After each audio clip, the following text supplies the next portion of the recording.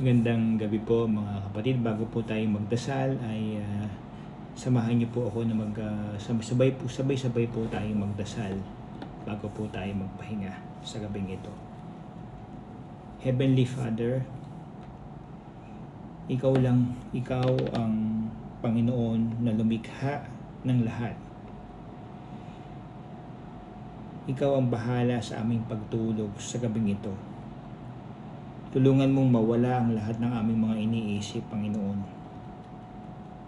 Humihingi kami, Panginoon, sa inyo ng maganda at matiwasay na gabi, Panginoon. Tulungan mo kami, Panginoon, na mawala ang aming mga iniisip sa araw-araw. Tulungan mo kami maging malakas. Tulungan mong mawala lahat ng aming iniisip na nakakapagpahirap sa aming pagtulog, Panginoon. Tulungan mo kami maging matiwasay.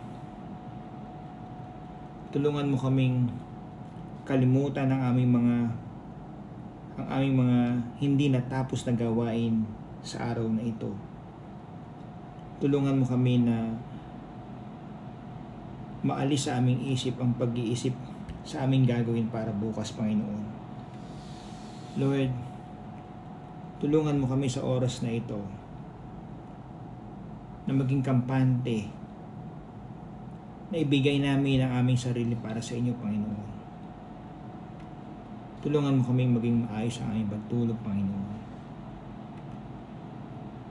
Humihiling po kami, Panginoon, na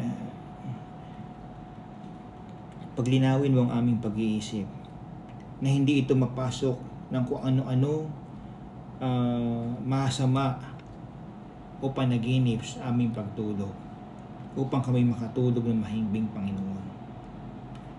Nagdadasal po kami, Panginoon, ng kapayapaan sa aming puso, sa aming bahay, sa bawat sulok ng aming bahay, Panginoon,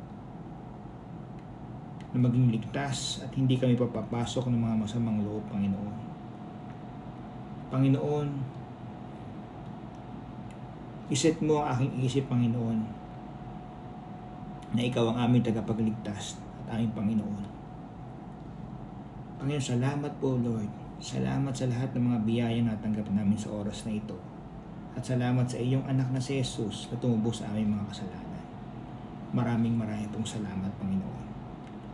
In Jesus' name, Amen. Salamat po.